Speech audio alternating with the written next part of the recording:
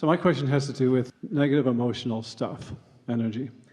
Guidance. It's one thing for me, I get cut off in traffic or somebody I know does something that makes me, that kind of stuff is not that difficult to handle, to get into a better... Because it doesn't challenge a strong desire. If someone called you on the telephone and said, hello, you don't know me. I'm just calling to tell you I'll never call you again. You'd say, all righty then. Yeah. But I have this experience where, and it's oftentimes in the morning, where it's like I wake up into this heavy, dark, negative, discouraging. You do. You wake up into the vibration that you left there. In other words, it's a sort of culmination of how you feel. And when you wake up and come back into it, it's always a shock because you had a respite from it. So it's particularly annoying when you greet it again. Yeah, very annoying. I just have the hardest time sometimes with that, trying to start to shift that dial or whatever, because it's just it's all this stuff from childhood. It's like, well, and it just seems so heavy and so real, so dense. Well, everything we've been talking about today is about how to soften that for yourself. We have some questions for you. Do you acknowledge that negative emotion is guidance? Yes. And the reason that it is because part of you doesn't feel that way and part of you does. And that discord is about that discord. Yes. So does it then follow that since it's such strong, dense, hard feeling stuff, that there really is a strong difference of opinion between what you've been assuming and what really is? Yes. That does follow, doesn't it? Yeah. So if you could, in the early stages of recognizing that you're starting to go there, if you could say to yourself, my inner being isn't in agreement with me, I wonder what my inner being is thinking about this. Or if you could go to bed with the intention of when you get up, starting on subjects that are easier. One time someone said to us, Abraham, it doesn't feel to me like I'm thinking my own thoughts. It feels like my thoughts are thinking me. And what he meant was there's this momentum, as you just said, that it's hard to overcome it. But it isn't hard to overcome it. It's just a train can't be going 80 miles an hour that way and all of a sudden go 80 miles an hour that way. It would be bad for the contents of the train. So it's a matter of sort of slowing it down and then getting it going. And so it could be very helpful if when you go to bed at night, you could try to ponder a little bit, activate within yourself the best thing that happened that day, or the best thing that's happened this week, or something that felt better. In other words, start the momentum, and then in the morning find something that feels better. In other words, we know, because we can feel you and we know what's in your vortex, we know it's not all dark, and we think you're holding yourself to very strict standards. Esther does that too. When something is out of whack with her, she feels as bad as if she'd killed someone. In other words, you don't take negative emotion very well when you want to be in alignment. Yeah. So the first thing that we're encouraging you to do is stop beating up on yourself. And next, don't emphasize the parts that are troubling. Instead, emphasize the parts that are less troubling. And don't try to take such big leaps. Don't beat up on yourself that you're not waking up feeling exhilaration. Exhilaration is going to come once momentum has been allowed for a while. So when you first wake up, what do? Do you set an alarm? Yes. Do you wake up to an alarm? Most of the time. So the alarm is sort of interrupting. It's interrupting something that is more peaceful. Esther has been wearing a Fitbit because she's enjoying keeping track of how many steps she is taking. And her Fitbit tells her how many steps she is taking, and 10,000 is so easy to do. But it also registers her heart rate. And she noticed that when she would wake up to an alarm, her heart rate would go through the roof. It was like her alarm was scaring her awake. Her resting heart rate's around 60. And even after she's been on the treadmill for a while, it's 72 or 75. And if she really ramps it up, she can get it up deliberately. But to wake up to 102 heart rate means you've been startled into reality. And that's what sort of happens to you sometimes, is that you're in this vibrational place where the momentum has stopped, and then you sort of get startled into reality, where immediately you start focusing right away on those things that are less than aligning in nature.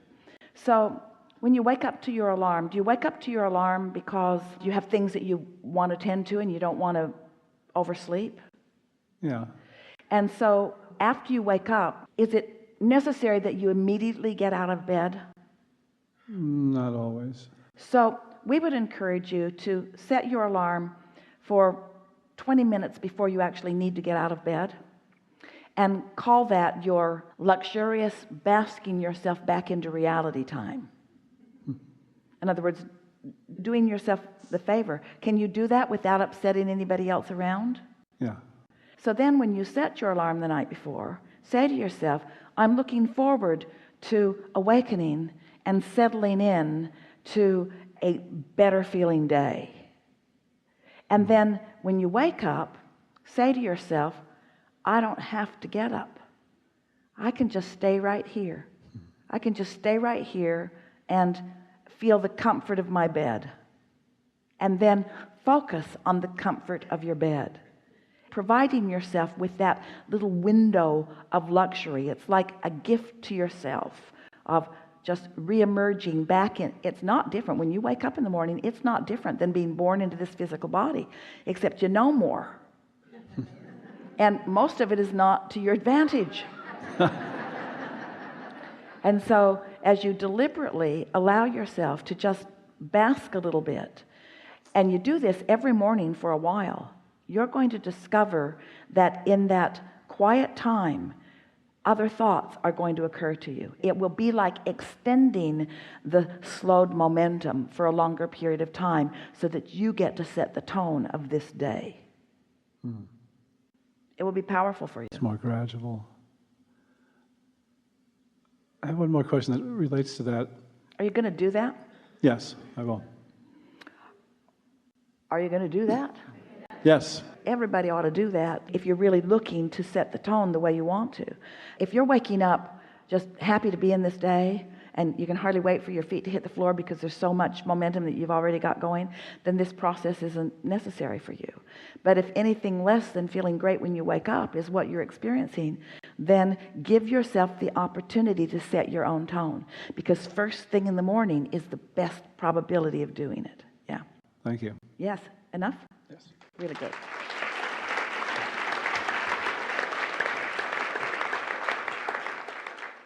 Thank you for the opportunity. I was an elementary teacher, so I like to get things down to something very simple. Yes. And since my retirement, I've tried to just live my life for whatever is my feeling of joy. Yes. Can it be that simple? Yes. Okay. Stay.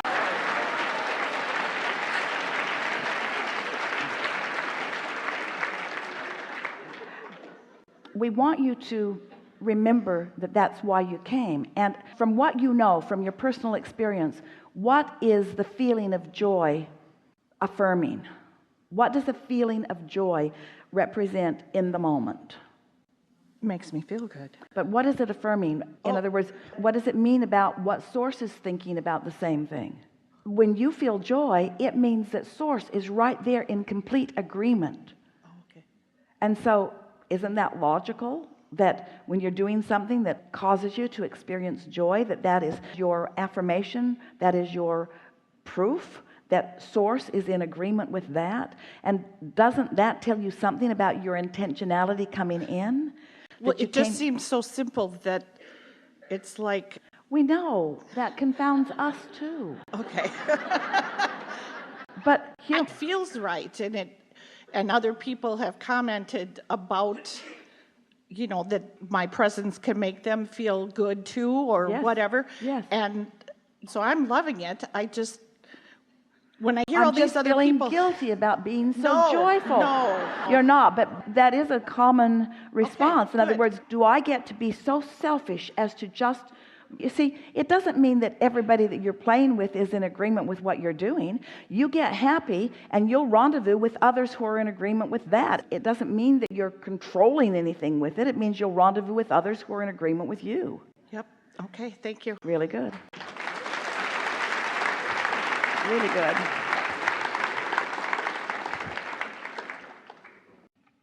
So we want to sort of demonstrate to you how thoughts do turn to things, or in a more expanded way of saying it, how the vibration that is the source within you, in your vortex, how does that accomplishment, how does that expansion, how does that knowledge, how does that fabulous vibrational creation, how does that become a vibrational reality in your experience, where you can devour it through all of your physical senses, where others can then observe the power of your creation?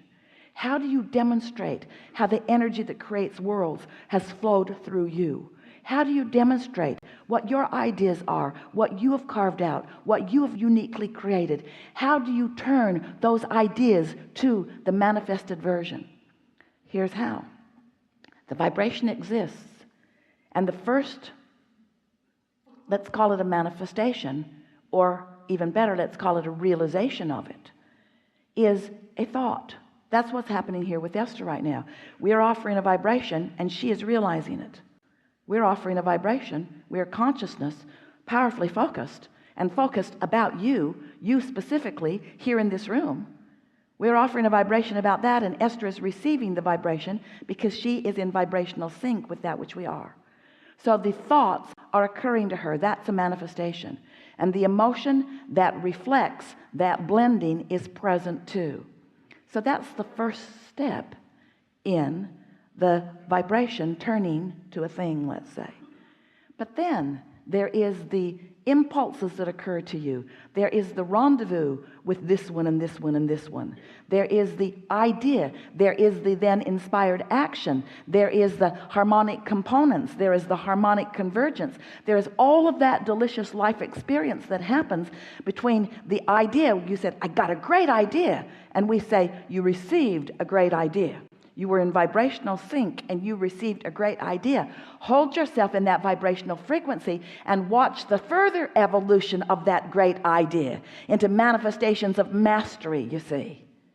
Or be like most humans, somewhere between the idea and the manifestation of it, focus on the condition instead of the unconditioned, and in the absence of the fullness of that which you want, introduce resistance in it and keep it from happening. You see? You got that, didn't you? You understand the unconditional creation. And now that you understand unconditioned, that means you understand that it's all about the way you feel. It's all about doing something deliberately about controlling your point of attraction. But we want to use a different word than point of attraction. We want to use the word point of reception, because the revelation is happening constantly. The only question is, are you realizing it? Are you in the vibrational frequency where you're getting it? How often do your little children get it? Because they're clear, they're pure, they're all wadded up in belief. You work hard to get them to get wadded up in belief, you do. You're too frivolous, little child. You think that the universe revolves around you, you foolish, foolish child, you say to them, when they know that it really, really does. You think that life is supposed to be simple and easy for you. They know it, but you're going to get them. In most cases, children will reflect the beliefs of their parents, and then you'll come and see us years later. And we will help you forget all the stuff they taught you that isn't good for you. We will help you to remember that you are the creator of your own reality, that you are a vibrational being in a vibrational universe.